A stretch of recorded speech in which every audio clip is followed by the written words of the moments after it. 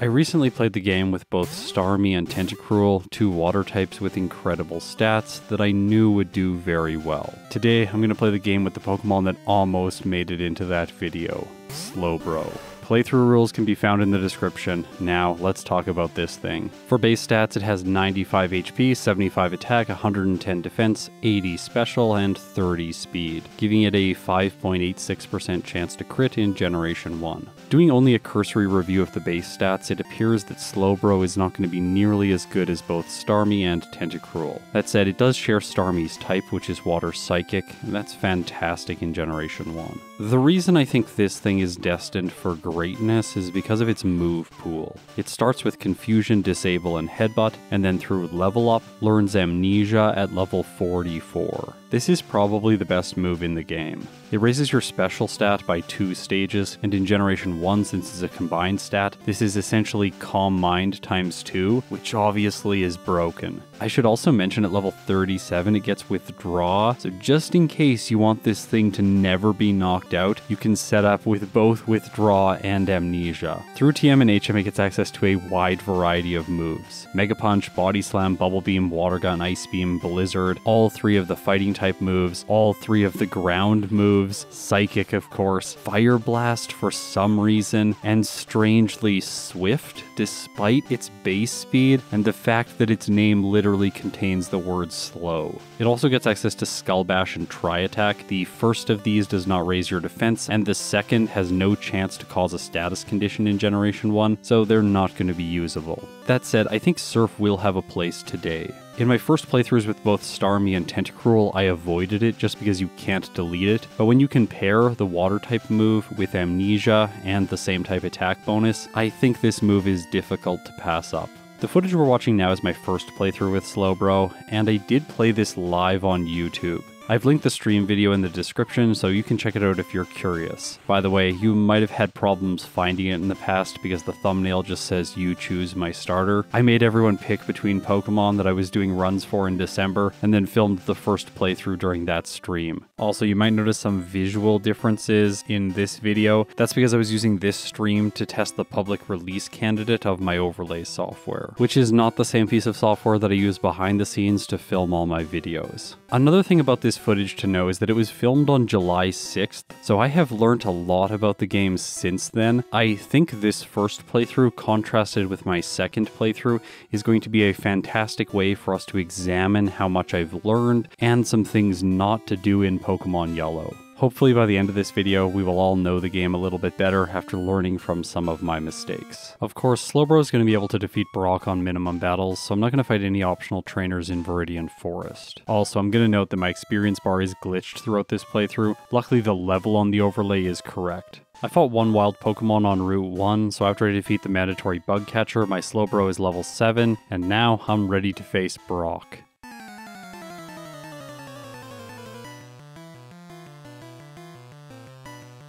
His first Pokemon is Geodude. Using Confusion for special damage, I'm doing about a third. Okay, I'm going to take a decent amount from Tackle then before knocking it out. The experience levels Slowbro up to 8, and then he sends in Onix. Slowbro's speed is 12, which is obviously slower than the Onix, so it could trap me in Bind. Luckily, because of my defense, it's only doing 2 damage per hit. Also, this move is not very accurate, so it misses on the next turn. Confusion does about a third, and then it uses Bide. Because I'm slower, I've already selected Confusion, so I'm going to attack into it. That said, if we just pause here and look at Onix's health, and this is what its health was before I attacked last time, it's pretty obvious that my next Confusion is going to knock it out. But when I was doing this run, I decided to use Disable, hoping that I would disable Bide and then be able to attack without it accumulating damage.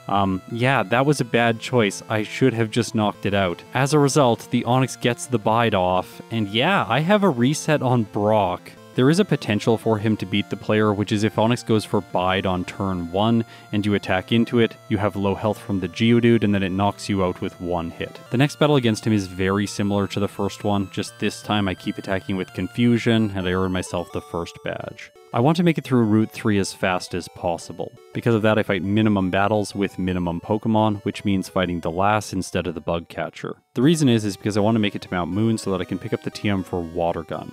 I use this move to fight only one optional trainer during the cave, which is this Hiker. He has 3 Rock Ground Pokemon. Obviously with a Water move, they're all very quick to knock out. Do note I skipped the Mega Punch TM. This is because it's not that much better than Headbutt, and I would rather have more consistent accuracy. As I progress through the basement floor of Mount Moon, I want you to note that I'm running into wild Pokemon, and this is actually a problem for Slowbro. Since its speed is so low, sometimes it gets trapped against the Zubats because I can't escape. This interaction is definitely a thorn in my side. As I've evolved my methodology for testing Pokemon in Generation 1, it seemed obvious that turning off encounters in Mount Moon just made sense. They are almost never relevant for experience, just battling the trainers here is always faster, and spending time in post, editing out all of the time that I spend fighting Pokemon, and then adjusting the final result has a couple downsides. Number 1, human error can creep into the result if I accidentally make a mistake, and it also just takes me more time, meaning the overlay doesn't get developed or other runs aren't completed. Plus, I have to say that sort of work is the thing that really frustrates me, so just eliminating it altogether seemed like the best approach. And this approach does work very well, unless you're playing a Pokemon that is this slow. The fact Slowbro can't escape, and Zubat has super effective damage in the form of Leech Seed, and it can also use Supersonic, means there potentially could be very unlucky resets here. It also means Slowbro is at a distinct disadvantage having to face wild Pokemon. My methodology right now for Pokemon Yellow is that in my first playthroughs I leave encounters on, and for my second playthroughs I turn them off. I do realize that this approach does benefit Slowbro more than it benefits a fast Pokemon like Starmie or Tentacruel. That being said, it also seems fundamentally unfair to force Slowbro to face wild Pokemon when no one else has to face wild Pokemon, so I am going to continue with my current methodology despite its flaws. Again, I value transparency, so that's why I'm discussing this here in the Slowbro video. I've been thinking about this for a long time, and I just haven't had a chance to discuss it because it hasn't been relevant for the Pokemon I've been playing. At the end of the cave, I have to face the Super Nerd as well as the Rockets. Their teams are quite easy because they're primarily poison types. The experience from these battles brings Slowbro to level 17, and then I head into Cerulean City. Here, I have to make the decision, do I face the rival on Nugget Bridge, or do I face Misty right away? Access to Bubble Beam is going to speed up my progress significantly on Nugget Bridge. Therefore, I teach Bide in the place of Disable, and then face Misty.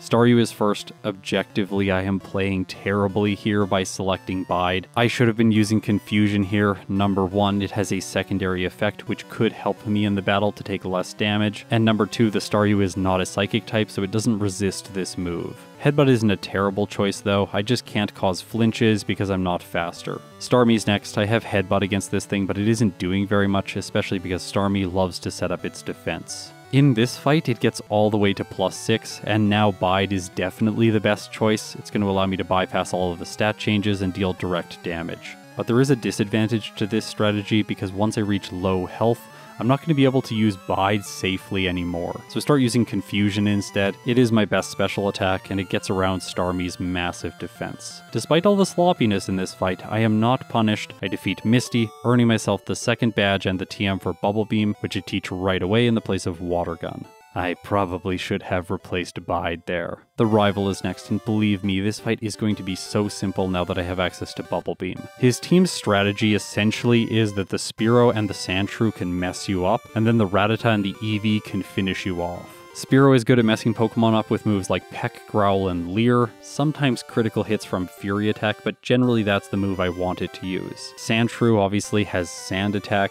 and then the Rattata is fantastic at doing a lot of damage with moves like Quick Attack and Hyper Fang. But Slowbro doesn't care if its attack gets lowered, it has massive defense. Sandshrew is obviously a one-hit using Bubble Beam, and then the following 2 Pokemon aren't in a good enough position to cause a reset. Let's talk about streaming. Over the past year, I have made a concerted effort to stream more. I've also made the transition from streaming mostly on Twitch to streaming exclusively on YouTube. The reason is fairly simple. Twitch honestly does not compensate creators particularly well, and my time is just much better spent here on this platform. Not to mention, when I stream on YouTube, way more people show up, and that just makes things more fun. And that is really what streaming comes down to for me. It is just so much fun. I'm hoping in 2024 to establish a regular streaming schedule, so you'll have some sense for whenever I'm going to go live each week.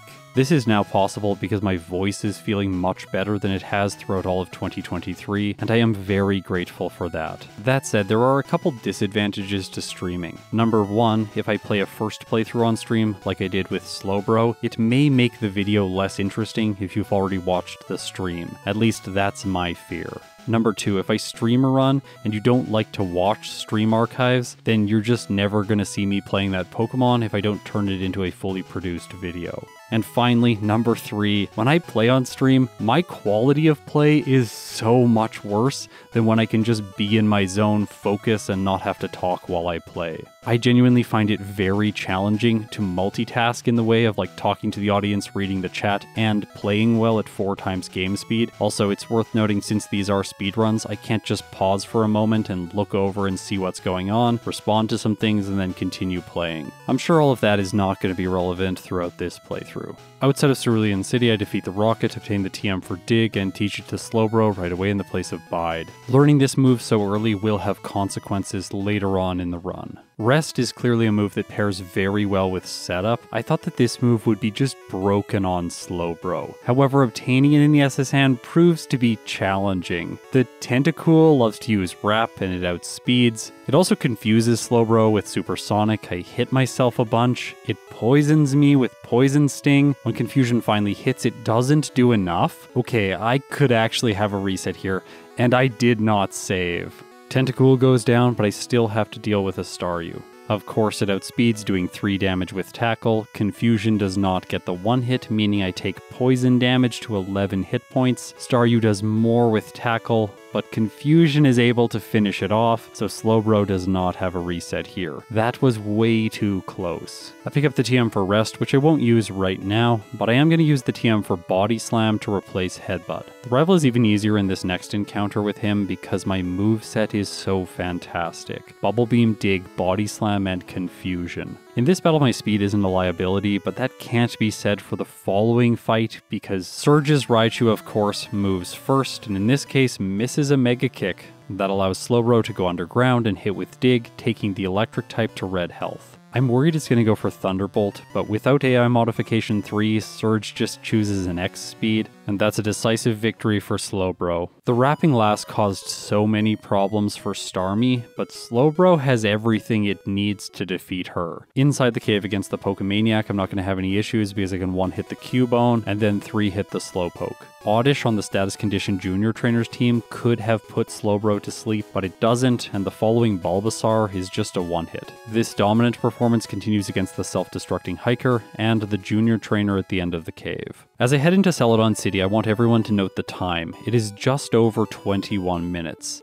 This will be relevant for much later in the video. As it's a first run, the safe play is to explore the hideout to obtain extra items. For example, PP ups will be useful because I'm going to be relying on Psychic for a majority of the mid-game. The high price items will provide me with more vitamins, and at the end of all this I get 1 more rare candy. In the department store I buy all of the drinks and exchange them for TMs. Then selling these items, I unfortunately just don't have enough money to buy 5 vitamins. But 4 is still a decent number. The fresh water from the department store gave me access to Saffron City, so I'm going to pick up the TM for Psychic and teach this to Slowbro in the place of Confusion. In Starmie vs Tentacruel, I really weighed all the options about teaching Ice Beam now versus teaching it later on. I think with Slowbro, I could teach it right away rather than holding on to Bubble Beam for this fight. Either way, the rival has nothing to contest Slowbro because Psychic is just too powerful. Climbing Pokemon Tower, I was discussing the history of solo challenges on YouTube, and then I made a little bit of a mistake and ran into this Chandler. In an ordinary run where your Pokemon's species does not have slow in the name, this would just be a mild frustration. After all, she only has 1 Pokemon. But in this case, I haven't healed, Ghastly confuses me, Slowbro hits itself, Ghastly's Nightshade does fixed damage, Slowbro hits itself again, luckily Ghastly goes for Confuse Ray, Slowbro hits itself again, we get to see the Ghost type interaction with the Psychic type here, it does nothing, Slowbro hits itself for a 4th time in a row, and Ghastly uses Nightshade, causing a reset. My last save was before the rival, that's very annoying. Okay, second attempt to navigate this floor properly. In this case, I go very slowly, and I make it by the Chandler. But there still is a mandatory one in my way, and she has 2 Ghastly. This fight is a great example why Slowbro's speed is a liability. Even with the 4 Carbos, I am still 4 speed slower than both Ghastly, meaning they have time to mess me up with Confuse Ray, and then knock Slowbro out with Nightshade. That said, I do have to get very unlucky like I did in the last fight, because Psychic is able to one-hit the ghosts when I'm able to attack. At the top of the tower, I have to face Jesse and James. This fight is simple, with access to Psychic. On Cycling Road, I face no optional trainers, and I proceed to the Safari Zone right away. This is a location where I never turn off encounters. As you can see, right now, Slowbro is level 32. That means all Pokemon level 31 or below will be blocked by repels, but anything 32 or above is still going to cause an encounter. Because Slowbro has been doing so well in the early game and hasn't needed to grind, it actually has a disadvantage for this section of the game, which is due to how it works as a Pokemon. If I had disabled encounters here, then it would asymmetrically benefit Pokemon that are very fast in the early game, don't require additional training, or Pokemon with a slow growth rate. By the way, this logic also applies to Pokemon Mansion. Inside Silphco, I fight only one optional trainer, the guy with the Machoke, to gain access to another rare candy. After clearing the mandatory trainer and grabbing the card key, I teach Slowbro Surf, and now I'm ready to face the rival. Here's how I felt the moment after Sandslash hits with Slash. Oh, that hits so hard. Okay, well, I need to use rare candies like I said before. I was correct in my statement about the rare candies, so I lose this fight, battle one optional trainer to level up to 33, and then I use candies up to level 38. On the way at level 37, I have the chance to learn Withdraw, but I decided not to because it's going to be deadweight on my moveset until I learn Amnesia, and then I would teach that move in its place anyways. So do the levels help against the rival? And the answer is yes, I'm able to one-hit the Sandslash, move on to the Cloyster. For it, I can use Psychic. It does confuse me, but I knock it out. Moving on to the Magneton. And then its Thundershock does a lot, and Confusion prevents Dig from hitting. As a result, it gets another Thundershock, taking Slowbro to red health, and my second Dig doesn't one-hit. The Electric type is, of course, faster, so that's another reset. Instead of facing him again, I'm going to go to Koga's gym. Here I think I'll have more success. After all, Slowbro has a type advantage against his poison Pokemon.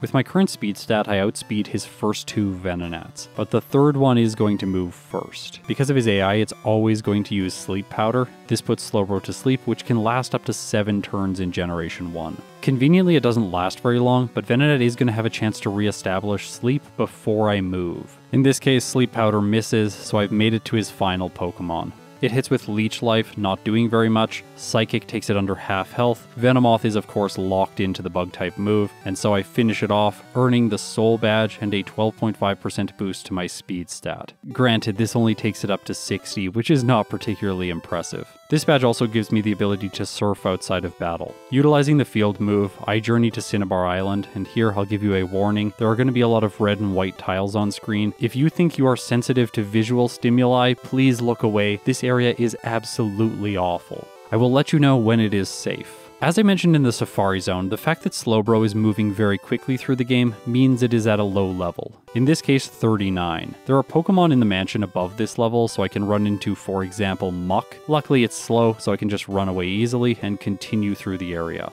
But another Pokemon I can run into is Raticate. It is now safe for everyone else to look back, the red tiles are gone. This normal type Pokemon is quite fast compared to Slowbro, so it moves first with Hyper Fang, dealing a decent amount of damage. Note that I am attacking it instead of trying to run away, because I was fairly sure it would trap me in the battle. After the first Hyper Fang, I was sure it was not going to knock me out with another hit. Well, unless it gets a critical hit, which does take Slowbro out. Remember back on Nugget Bridge when I said that this run was going to be kind of messy because I was streaming? Yeah, that was the case in Pokemon Tower, but here I'm not sure if I would have played it differently even if I was offline. This reset takes me back before Koga, and unlike the last time, he is a problem. When I don't wake up right away, and Venonat doesn't miss, then I take massive damage before finishing it off, and the Venomoth can knock me out using Leech Life. Clearly, Slowbro needs to do some optional training. I fight the 2 Tamers in Koga's gym to level up to 40, and now Slowbro has 55 speed.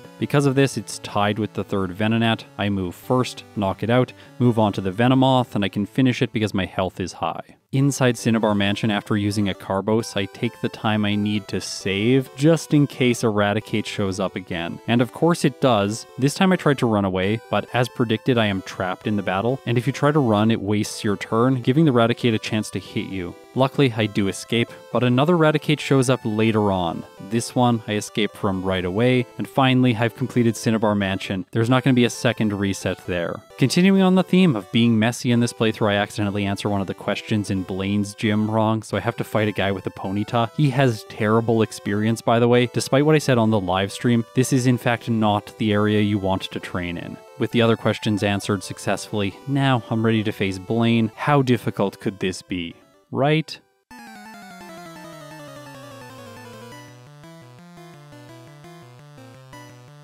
His lead Ninetales is quick, so it hits with Flamethrower, doing about a quarter.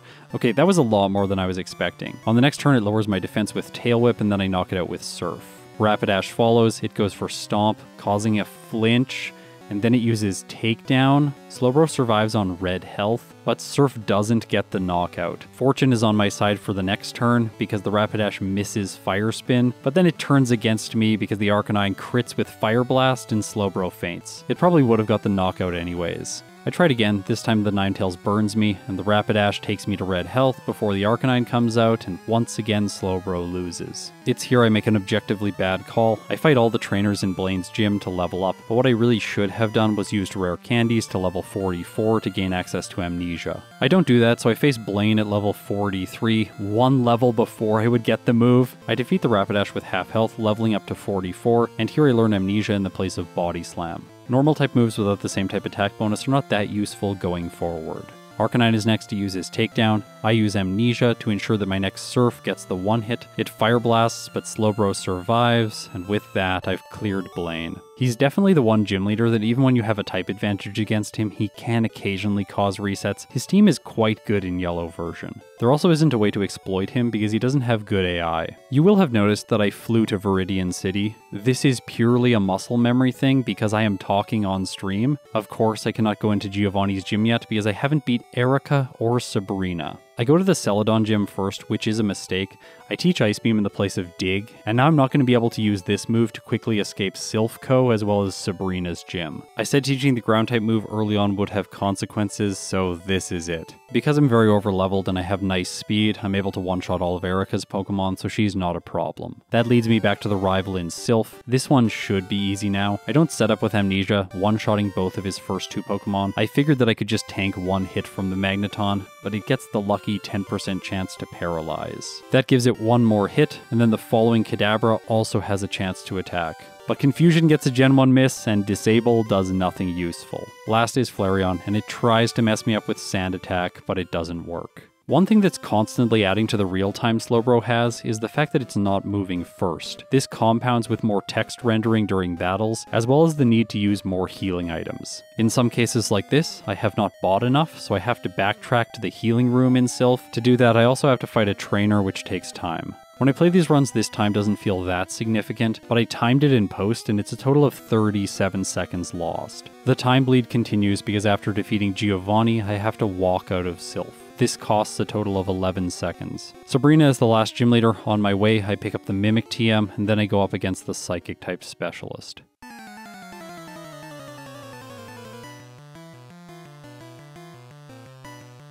This fight is probably the one I'm least satisfied in the first run. Surf is not able to one-hit the Abra, so it lowers my accuracy with Flash. Notably, this is not showing up on my overlay. Remember the versions that I mentioned at the beginning of the video. I tried to set up Amnesia against the Kadabra, but it doesn't work and I have a reset. I tried again making it to the Alakazam this time, but due to lower accuracy, I am missing. I run out of PP with Surf. Alakazam hits with Psychic, followed by 2 Psywaves, and Slowbro has another loss. The reason I'm so frustrated with this fight is I could have taught Swift over Ice Beam, and then just set up using Amnesia and Flash on the first Abra, and swept her team with the physical move that bypasses accuracy checks. If I had used that strategy, there would have been a problem though. Red Eyes Solaris asked a question in chat, which is, you got Blizzard right? And no, I did not get Blizzard in Pokemon Mansion because I was a little bit preoccupied thinking about the Raticates. In this case though, it's not going to be a problem because I still have access to Ice Beam for the rest of the league. Giovanni starts off unpredictable because Fissure could one-hit Slowbro. It just misses, and then I use Surf to knock it out. Against the Persian, I'm going to set up Amnesia to boost my special, but I'm only going to do it once and then knock his normal type out. From there I outspeed the Nidoqueen. I can finish it in one turn, tank damage from Nidoking's Thunder, and polish off the final Rhydon. The rival before the league should be straightforward. I set up Amnesia against the Sandslash, and with +6, I'm gonna sweep his team. Ice Beam one-hits the Execute. Against the Cloyster, Psychic is my go-to move. I Surf the Magneton, and it does get the one-shot. This knockout gives me enough experience to level up to 51, resetting my badge boosts, but I wasn't gonna move first against the Kadabra anyways. Its Psychic does so little, Surf one-hits, and the final Flareon is just barely fast enough, but it misses Smog, and so now Slowbro is headed into the league.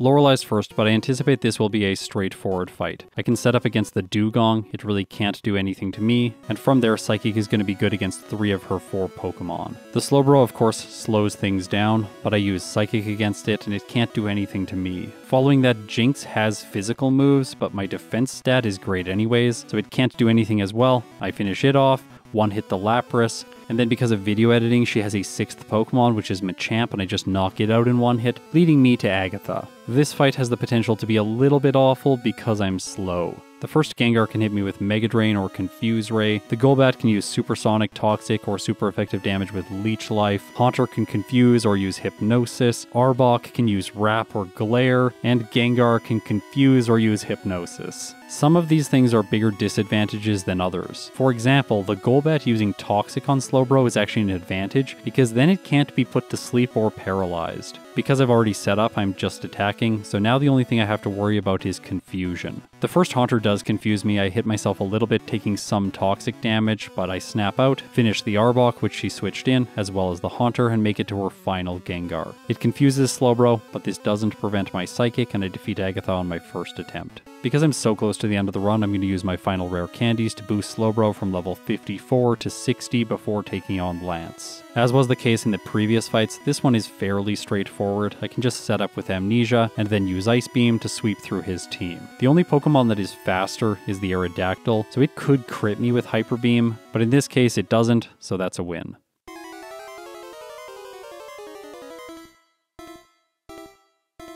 The champion leads with Sandslash. I take my time setting up to full against it before KOing with Surf. Alakazam is next. I continue using Surf for the one hit, and Executor goes down to an Ice Beam. Surf one-shots the Magneton. I don't use Psychic against the Cloyster, but Surf still one-hits. And yeah, of course, Flareon gets an attack in with Quick Attack. It does crit, but it doesn't do enough, and so Slowbro clocks in with its first playthrough time of 58 minutes and 6 seconds, with 10 resets at level 62. This is a game time of 3 hours and 24 minutes. Now prepare yourself for a wild change because the overlay is going to get a major update. Also for this run, I'm going to be using a new emulator. For a long time, I have wanted to stop using RetroArch. There are a lot of reasons that I really don't like it, but it hasn't been possible because I didn't have access to the game's RAM in real time using an alternative software. I can't mention the emulator I'm using in this run, just know that I'll talk about it more next year. It isn't something I'm personally working on, I don't take any credit for it myself, but just know it's going to be a lot better than the current solutions we have access to in the solo running community. By the way, I personally like this design of the overlay so much more. The pink color for all of the UI elements and the blue watery background just pair so well together. And you know what else is a good pair? Speedrunning Pokemon Yellow and using a Slowbro. This thing is absolutely busted. Do note there is going to be some level of base inconsistency. Most powerful opponents will attack first, giving them opportunities to get critical hits, inflict status conditions, or lower Slowbro's accuracy. If I spent time discussing each one of these, the video would become very boring. Plus, it's sort of an insult to your intelligence. You can look at the video, compare speeds, and then get a sense for where Slowbro is going to have issues. Giving you the ability to do this yourself is the whole reason I decided to develop my overlay. As was the case in the previous playthrough, I'm going to fight Brock on minimum battles, despite the small amount of risk that this does introduce. That said, I'm beating him just over 2 minutes and 40 seconds, so if I have to restart, I don't lose very much time. Throughout the remainder of this run, I will mention every single optional trainer that I fight because there are very few overall. The only one I fight in Mount Moon is the Hiker with 3 Rock Ground type Pokemon. This is just because Slowbro is not leveled up that much headed into Cerulean City. By the time I reach the rival, I'm level 15.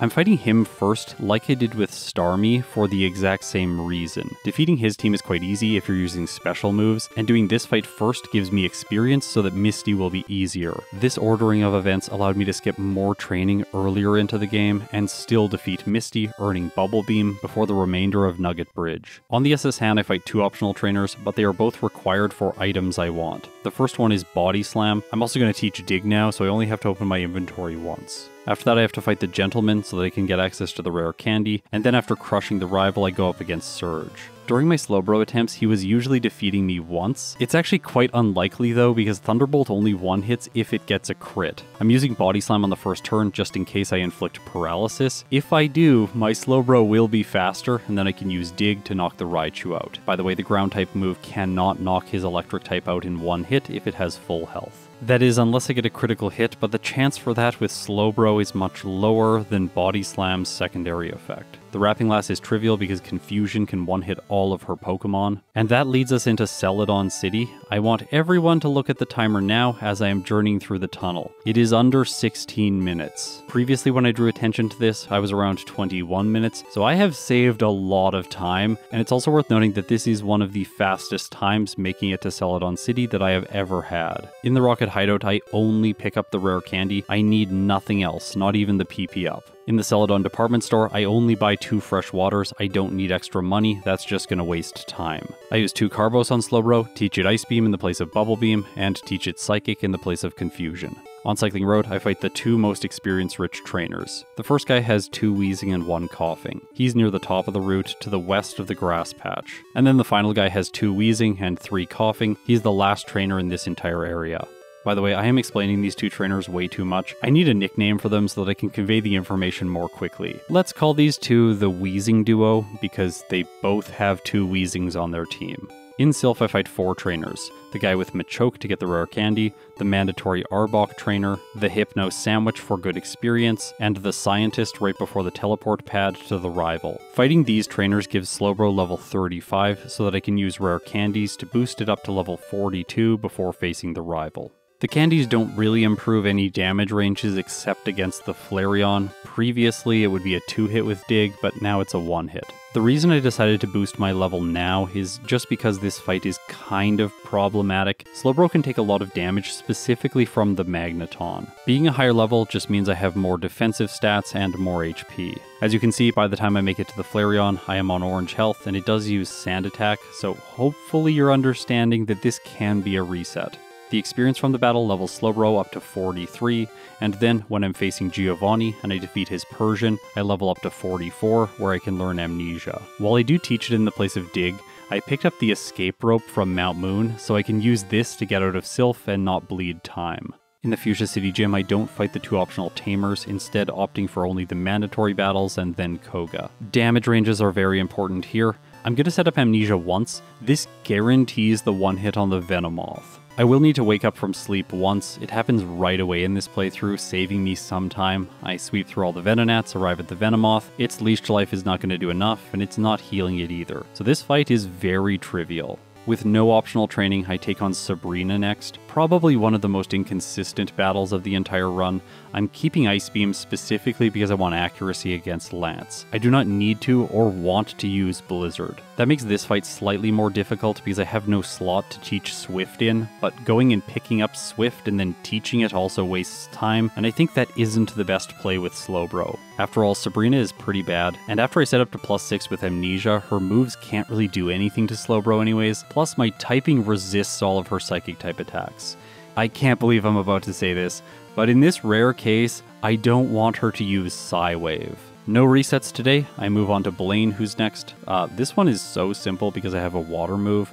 I set up with Amnesia once and then sweep his team. Giovanni has the potential to knock Slowbro out because the Dugtrio can finish it with Fissure. Because of that, I use Surf, knocking it out, before setting up on the Persian with Amnesia. I do this only once because it guarantees the one hit on both of the Nidos. By the way, they are 2 hits with Surf if you don't set up. He uses a guard spec on the Nido Queen, and then the Nido King does outspeed using Thunder, and it paralyzes Slowbro. The fact that I'm on low health means the Rhydon does have a chance to knock me out. But of course, Giovanni uses another guard spec, and I've finished off all the gym leaders. No resets, and a time under 31.5 minutes. Check out the rival before the league. Slowbro at level 50 can one-shot the Sandslash and the Execute without any setup. Cloyster comes in, I can set up Amnesia here essentially for free because it just spams Supersonic. I waste some time until I think the status condition is going to wear off, and then I one-hit with Psychic. From there, I sweep his team. The Magneton, the Kadabra, and the Flareon all go down to single hits. Like Starmie, I skip the rare candy in Victory Road because Slowbro doesn't need it. The league starts off well for Slowbro because Lorelei can't really do anything to it, but things get much more difficult once I'm facing Agatha. This is the one moment when I'm going to mention speed, because with full setup, I only move first against the Arbok.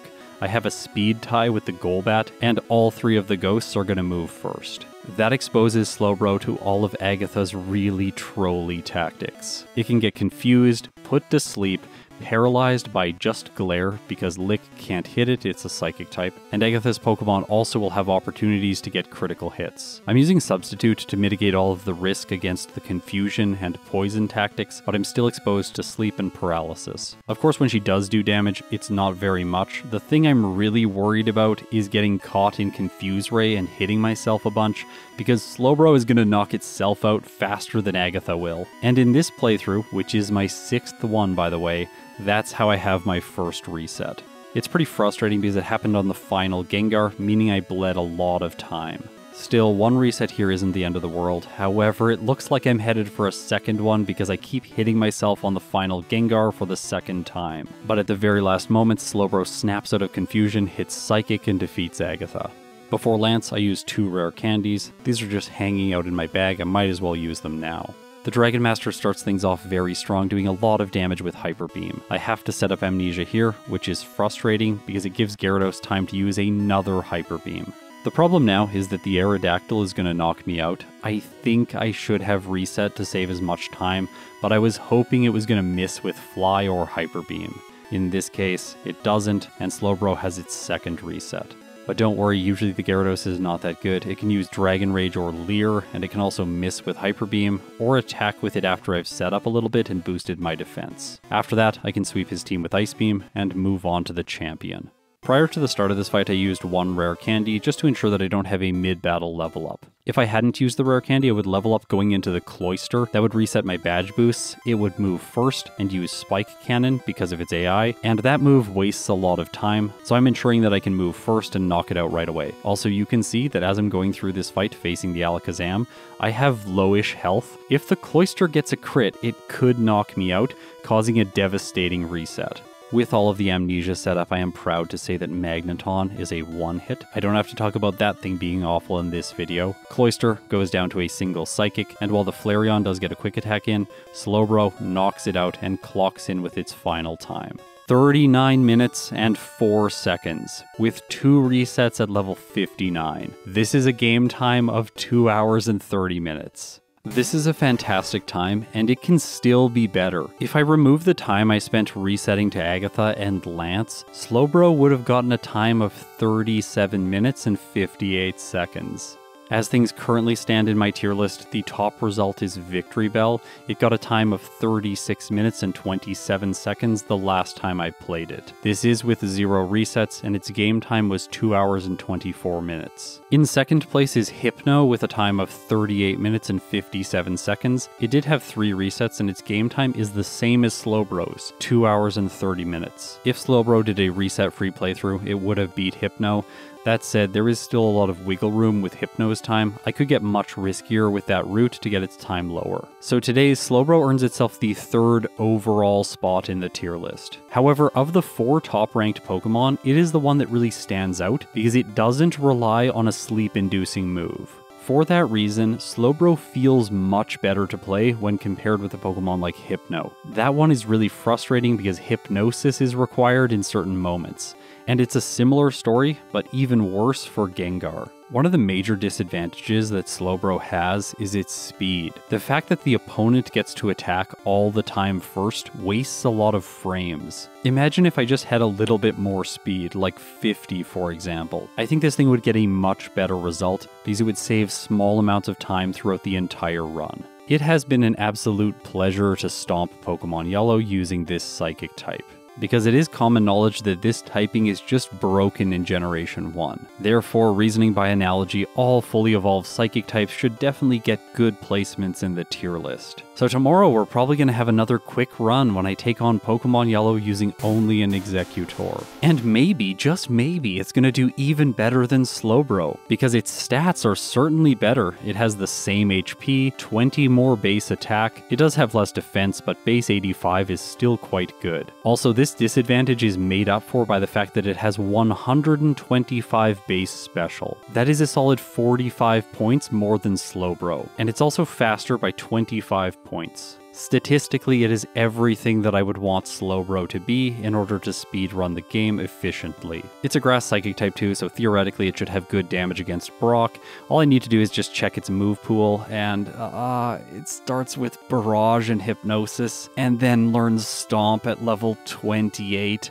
The first special move it can learn is Psychic. So yeah, come and check that video out tomorrow. It is definitely gonna be different than this one. If you support me on Patreon or through YouTube memberships, thank you so much, it means the world to me. Now, if you've made it this far, you're incredible. Daily December continues tomorrow, I'll see you then. Actually, that's a lie, there is still a little bit more to this video. Behind the scenes, I have had to tell Sean to remind me every single time I forget to put Oak footage in the video and record voiceover for it. Yeah, that happened in this case as well, so let's fight Professor Oak. This seems straightforward because Slowbro can set up with Amnesia against the Tauros, and then one-shot the Exeggutor using Ice Beam. But then, when I defeat the Arcanine using Surf, I am going to level up and lose my speed boosts before the Venusaur. This allows it to move first using Sleep Powder, and Slowbro goes to sleep. Then Venusaur goes for Solar Beam, not once, but twice. However, the Water Psychic type hangs on due to its special boosts, and after waking up I get an Ice Beam in. Okay, the only Pokemon left is Gyarados, but it is going to move first. However, it just goes for Leer, so I knock it out. So, well done Slowbro, it wins against Oak when it gets a lot of luck.